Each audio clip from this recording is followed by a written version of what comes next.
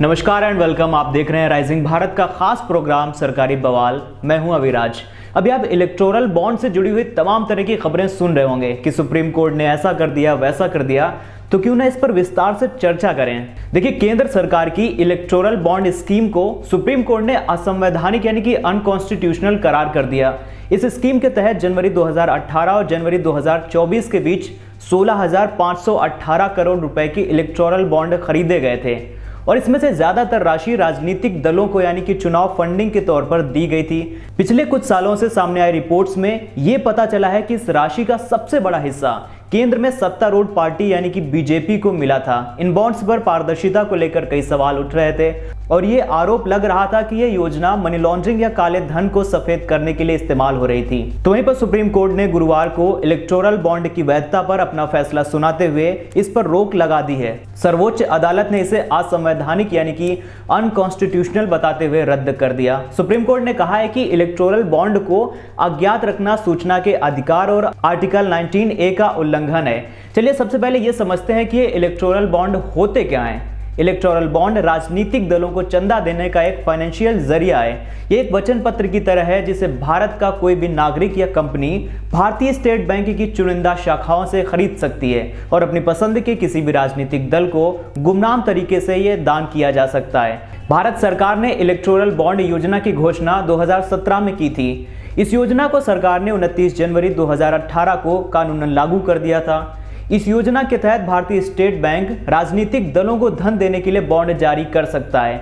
इन्हें ऐसा कोई भी डोनर खरीद सकता है जिसके पास एक ऐसा बैंक खाता है जिसकी KYC की जानकारियां उपलब्ध हैं। इलेक्टोरल बॉन्ड में भुगतानकर्ता का नाम नहीं होता है। देखिए, सरकार का कहना था कि चुनावी बॉन्ड से ज्यादा पारदर्शिता सुनिश्चित हो सकेगी क्योंकि जो भी रकम राजनीतिक पार्टियों को मिलेगी वो बैंक खाते से होकर आएगी और काले धन में कमी आएगी। इस योजना के तहत यह भी नियम है कि जो भी पैसा राजनीतिक पार्टियों को जा रहा है और जो भी व्यक्ति या संस्था उस रकम को भेज रही है उसकी जानकारी केवल SBI को रहेगी। इसके अलावा कोई भी व्यक्ति या पार्टी इसकी जानकारी नहीं प्राप्त कर सकता। भारतीय चुनाव आयोग के डेटा के मुताबिक साल 2022 से 23 में सबसे ज्यादा डोनेशन वाली पार्टी भाजपा रही। भारतीय जनता पार्टी को इस दौरान करीब 1294.14 करोड़ रुपए की डोनेशन प्राप्त हुई। वहीं दूसरे नंबर पर रहने वाली कांग्रेस को करीब 171.02 करोड़ रुपए मिले। इसके अलावा आम आदमी पार्टी यानी कि आप को 45.45 करोड़ रुपए मिले। सुप्रीम कोर्ट के 15 फरवरी के फैसले से पहले केंद्र ने 5 फरवरी को लोकसभा में बजट सेशन के दौरान बताया था कि अब तक SBI के जरिए 30 किश्तों में 16,518 करोड़ रुपए के चुनावी बॉन्ड बेचे गए हैं। चलिए अब बात करते हैं कि चुनावी फंडिंग का क्या असर पड़ेगा। साल 2018 से पहले यह चर्चा होती थी कि कैश माध्यम से दिए गए चंदे की वजह से चुनावी फंडिंग में पारदर्शिता नहीं है। इलेक्टोरल बॉन्ड स्कीम को लाते वक्त सरकार का कहना था कि यह स्कीम पारदर्शिता सुनिश्चित करेगी। अब जबकि इलेक्टोरल बॉन्ड्स को असंवैधानिक करार दे दिया गया है तो चुनावी फंडिंग पर इसका क्या असर पड़ेगा। आर्थिक मामलों के जानकार और JNU के पूर्व प्राध्यापक प्रोफेसर अरुण कुमार कहते हैं कि इलेक्टोरल बॉन्ड खत्म होने से चुनाव की फंडिंग पर बहुत कम फर्क पड़ता है क्योंकि चुनावी फंडिंग का ज्यादातर हिस्सा नकदी में आता है। यह फैसला केवल फंडिंग की पारदर्शिता की दृष्टि से महत्वपूर्ण है। सत्तारूढ़ दल को धन मिलता रहेगा जबकि विपक्ष के धन का स्रोत कम हो जाएगा।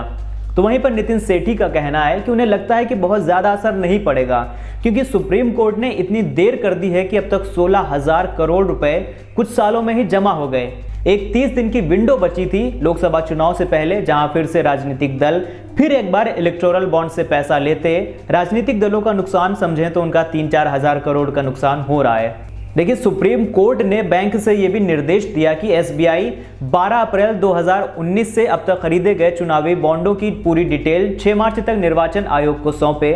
सुप्रीम कोर्ट ने कहा कि जो डोनेशन बॉन्ड के रूप में पार्टियों को सौंपे जा चुके हैं लेकिन पार्टी ने उन्हें अभी कैश में नहीं बदलवाया तो उसे बैंक को वापस कर दिया जाए और वो पैसा फिर से उन लोगों के खाते में डाल दिया जाए जिन्होंने रकम दान की थी। फिलहाल आज के लिए इतना ही। आप अपने विचार कमेंट सेक्शन में बता सकते हैं कि आप इस फैसले के बारे में क्या सोचते हैं। तो मिलते हैं फिर किसी वीडियो में, तब तक के लिए शुक्रिया। अलविदा।